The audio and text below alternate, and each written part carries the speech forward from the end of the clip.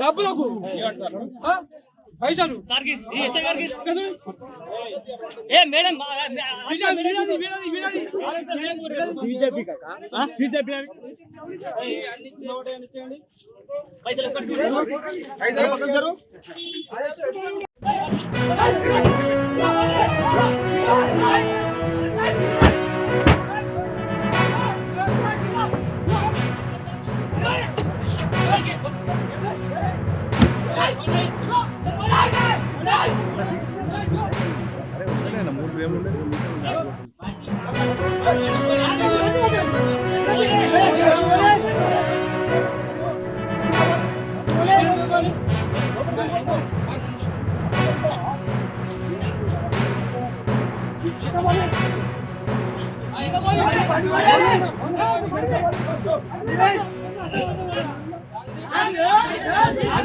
చేస్తారా?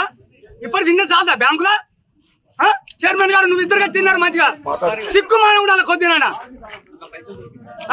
పైసలు మొత్తం లూట్ చేసారండి. బ్యాంక్ అంతా లూట్ చేస్తాను, బ్యాంక్ దొంగ లెక్క రాసుకుని చేసుకుంటే మంచివాడు వస్తే చైర్మన్ మాకు గుత్త వలుగుతుంది అని చెప్పి దొంగ వేసారు. ఒక్కొక్క దానికి ₹1,00,000 ఎక్కడికి వెళ్ళొస్తారా పైసలు? అవి ఎవరి నుంచి వస్తారా పైసలు? అవి ₹1,00,000 ఒక డైరెక్టర్ 10 లక్షలు ఎక్కడికి వెళ్తాయి బ్యాంకులో? సంవత్సరం 10 కాలం లేదా 10 లక్షలు ఎట్లా సంపాదిస్తాడు వీడు? ఎక్కడికి వెళ్ళి ఇస్తాడు పైసలు? మొత్తం బ్యాంక్ ఇప్పటివరకు లూట్ చేసిండు. అది తప్పుతుందని భయానికి ఇది చేస్తుండు.